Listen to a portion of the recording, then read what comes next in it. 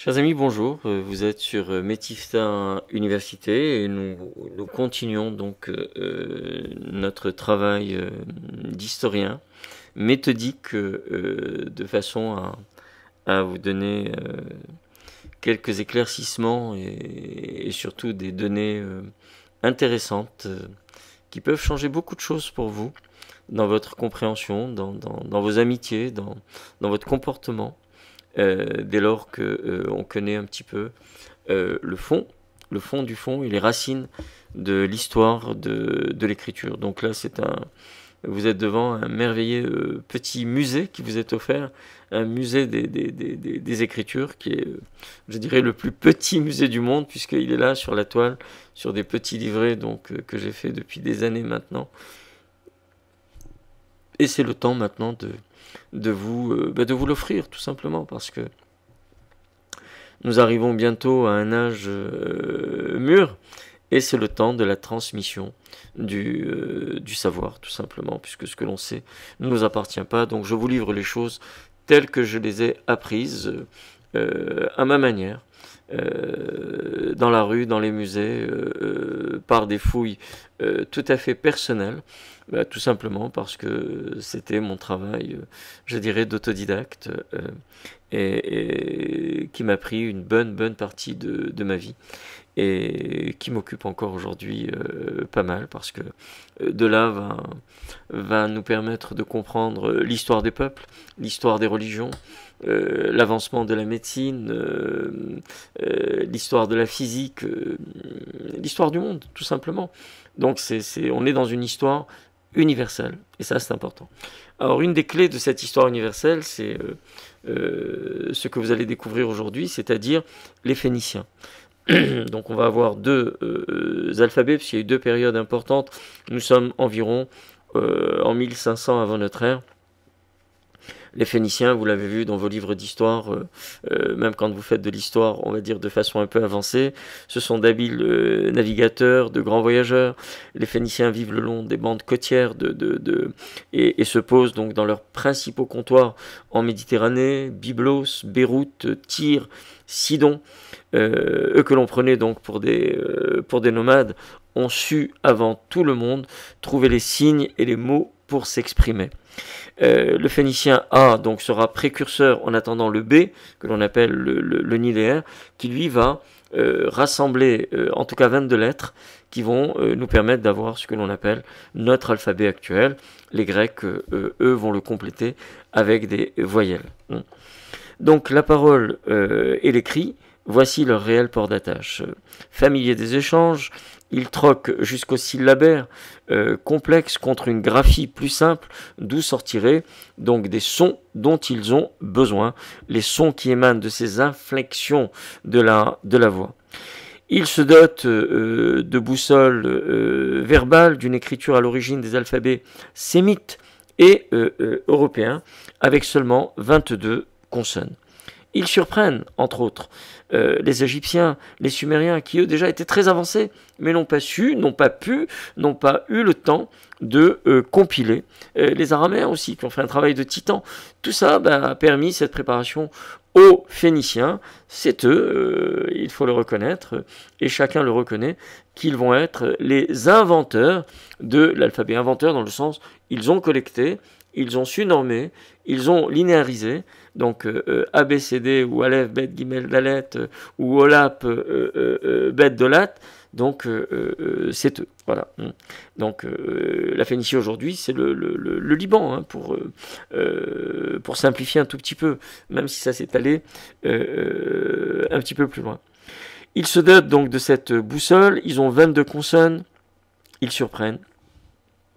Les Araméens même, qui eux sont des experts en linguistique de l'époque, leur alphabet est appelé l'alphabet de Byblos. Aux écritures sémitiques, donc, ils donneront l'exemple avec un mode de lecture de droite à gauche, en suivant le lever du soleil, on l'a vu, donc Orient, vers le soleil descendant, Occident. Hein, donc ce qu'on appelle, on le retrouve dans la Bible sous le nom de Boker, le jour, donc l'Orient, ou Ereb, qui est le mot Occident. Ils utilisent les consonnes et les voyelles quant à elles, donc, n'existent pas en tant que lettres. Elles sont sous la forme de points et de traits. On les retrouve encore aujourd'hui en hébreu, même en arabe, même s'il y a quelques voyelles en arabe, sous les consonnes pour les vocaliser. Ce sont donc ces grands voyageurs. Regardez, donc voilà les deux alphabets, ça va vous permettre de les voir tous les deux d'un coup.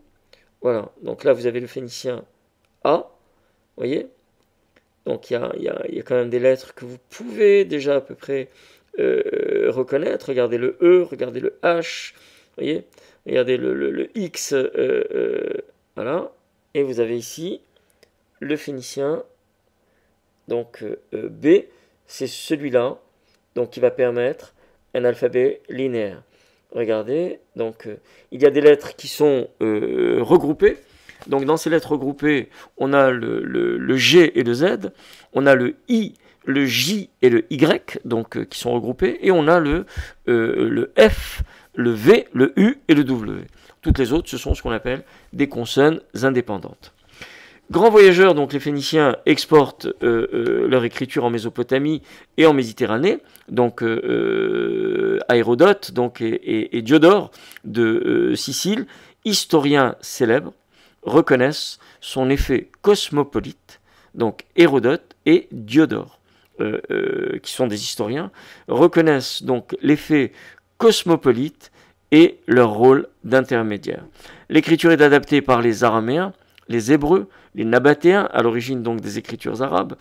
L'alphabet phénicien est influent, très influent en Crète. Les Crétois le contestent, mais les écritures cuniformes en Sicile et Sardaigne, donc parce qu'ils connaissent eux déjà ces écritures-là, mais ils le contestent quand même parce que, à un moment donné, chaque peuple qui est dominant a besoin de cette reconnaissance en disant l'écriture c'est nous. Les Phéniciens nommeront la Sardaigne grâce aux poissons, donc nombreux autour de l'île, qu'il s'appelle Sardena. Donc c'est le même mot que l'on garde aujourd'hui en arabe, donc Sardena, la sardine. La sardine à Malte, à Chypre, à Carthage, en Égypte, en Espagne, ils nommeront la péninsule avec la lettre I, donc la péninsule I, qui signifie la rame et du nom de la barque qui va leur permettre donc de découvrir la péninsule Iberca, qui va donner le nom de péninsule ibérique. Ça, c'est très important pour tous les hispaniques et tous ceux qui s'intéressent à l'espagnol. Il y a les Ibères, mais comment s'est formée la péninsule ibérique? Ce sont des liens, c'est-à-dire des additions de mots que les Phéniciens faisaient déjà, comme on le fait aujourd'hui en araméen, comme on le fait aujourd'hui en hébreu ou en arabe. On additionne des syllabes et qui vont former des mots et des racines, bien sûr. Donc, les Phéniciens donc, vont être connus aussi avec ce que l'on appelle la pourpre rouge, donc, et ce fameux coquillage que l'on connaît sous le nom de murex, et qui va être, malheureusement, lorsque les Romains vont pouvoir extraire cette fameuse pourpre, ils vont en faire la toge donc, des empereurs romains, que l'on connaît la pourpre, et ça sera à l'origine, ce coquillage, ce murex, va être à l'origine des fameuses guerres puniques, donc, que l'on connaît, qui était le nom de Carthage que l'on donnait en phénicien. Donc saint Augustin lui-même nous rappelle que les Africains les nomment Chabani, ou les habitants de la ville de Sidon, donc ce qu'on appelle donc les Sidoniens. Donc ils étaient déjà connus à ce moment-là. Ils vivent donc le long des côtes. Ils ont tracé toutes ces côtes-là, Ashkelon, Gaza, Gezer, Lachish, Jérusalem, Médigo, Hako, donc Tyr, Sidon, Beyrouth, Byblos, Ougarit, Tars, Alep. Les Phéniciens sont partout, les Grecs vont se saisir de cet alphabet pour arriver à faire le leur. Excellente journée sur Metifta Université. Soyez généreux, oui, soyez de généreux donateurs, puisque Metifta ne vit que de vos dons pour faire du livre, pas pour se raser, ni pour se moucher, mais pour faire du livre pour les enfants. Et les enfants, chez nous, c'est sacré. Sacré dans le sens, on fait attention à eux. C'est pas pour autant qu'ils doivent tout faire, mais on fait très très attention à eux, parce qu'on sait que ce sont les générations futures. À très bientôt sur Metifta Université.